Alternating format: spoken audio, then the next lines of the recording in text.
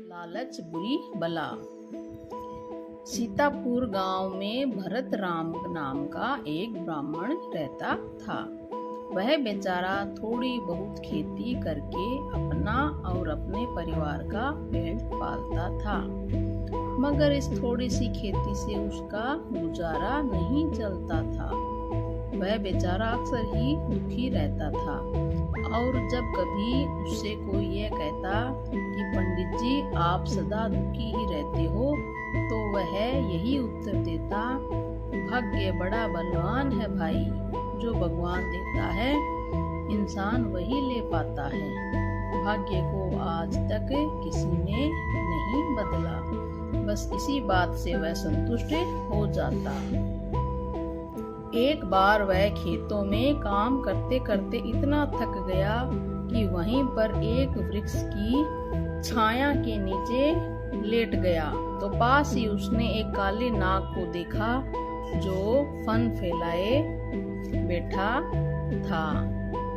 पंडित भरत राम ने उस सांप को देखकर सोचा कि आज तक ही मैंने नाग देवता की पूजा नहीं की, क्यों न आज नाग की पूजा कर लूं। हो सकता है इससे ही मेरी गरीबी दूर हो जाए। नाग देवता यदि मुझ पर कृपा कर दे तो सारे दुख दूर हो जाएंगे।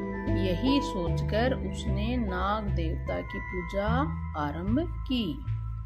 दूध का एक बड़ा कटोरा लेकर उसने नाग देवता के सामने रखते हुए कहा, हे नाग देवता, मुझे यह नहीं पता था कि आप मेरे ही खेत में रहते हैं। मैं इससे पहले तुम्हारी पूजा नहीं कर सका, इसके लिए क्षमा चाहता हूँ। मेरी इस पूजा को स्वीकार करो और मेरे संकट हरो। इस गरीब के दूध को पी लो। दूध का कटोरा नाग देवता के पास रखकर वह घर चला आया। सुबह उठकर जब भरत राम उस सांप वाली जगह पर गया तो उस कटोरे का दूध तो सारा समाप्त हो चुका था और कटोरे में सोने का एक सिक्का पड़ा था। अब ये देखो चित्र में ये किसान है, नाग देवता को दूध पिला रहा है और बदले में नाग देवता ने उसे एक सोने का सिक्का दिया। जब उसने वापस दोबारा खेत में गया तो उसे एक सोने का सिक्का उस कटोरे में दिखाई दिया। वह उस सोने के सिक्के को देखकर उछल पड़ा। उसी से नाचता हुए कहने लगा, नाग देवता ने मेरी फरियाद सुन ली, अब तो मैं धनी हो जाऊंगा, मेरे सारे संकट दूर हो जाएंगे। उस दिन से भरत राम हर रात को दूध का कटोरा नाग देवता के लिए भरकर रख जाता। सुबह जब भी वह आता तो सोने का एक सिक्का उस कटोरे में पड़ा मिलता। इस प्रकार भरत राम के दिन फिर गए, गरीबी दूर हो गई, संकट समाप्त हो गई। घर में खूब अच्छा पकाते, अच्छा खाते पीते। हर रात को भरत राम यही कहता, यह सब नाग देवता की कृपा है। एक बार पंडित भरत राम को किसी रिश्तेदार के यहाँ गांव से बाहर जाना पड़ गया। वह जाता हुआ बड़े बेटे हरि राम को यह समझा गया कि हर रात उन नाग देवता के लिए दूध का कटोरा भरकर रखाना।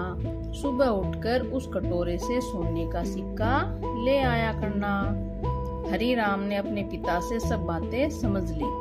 उसे तो यह पता था कि हमारा काला नाग इस दूध के बदले में सोने का सिक्का दिया करता है। कितना अच्छा है ये नाग, न जाने इसके शरीर के अंदर कितने सिक्के और होंगे। लगता है बहुत बड़ा खजाना इस काले नाग के अंदर भरा पड़ा है। रात को दूध का कटोरा रखकर हरिराम खेत में ही सो गया।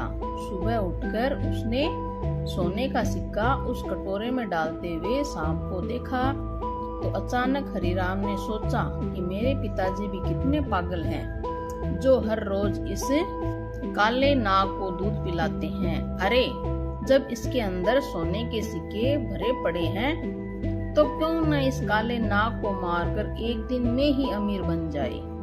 सारे सिक्के एक ही दिन में मिल जाएंगे तो दूध भी नहीं पिलाना पड़ेगा। लालच बहुत बुरी चीज है। हरिराम लालच में अंधा हो गया। वह बड़ा सा लठ लेकर आया और उस काले नाग पर धड़ाधड़ कई लठ दे मारे। सांप मर गया। हरिराम ने उसका पेट फाड़ कर सोने के सिक्के निकालने चाहे, मगर उसके पेट में तो एक भी सिक्का नहीं था। वाह रे भाग्य, वास्तव में ही तू बहुत बलवान है। लालच ने हरिराम को अंधा किया तो उसने हर रोज आने वाले धन को भी खो डाला। इसलिए कहा गया है, लालच में अंधे मत बनो। तो इस तरह से किसान के बेटे हरिराम ने लालच किया और लालच में आकर उसने सांप को मार दिया, जो उन्हें रोज एक सोने का सिक्का देता था। तो इस गाने से हमें शिक्षा मिलती है कि हमें लालच नहीं करना चाहिए।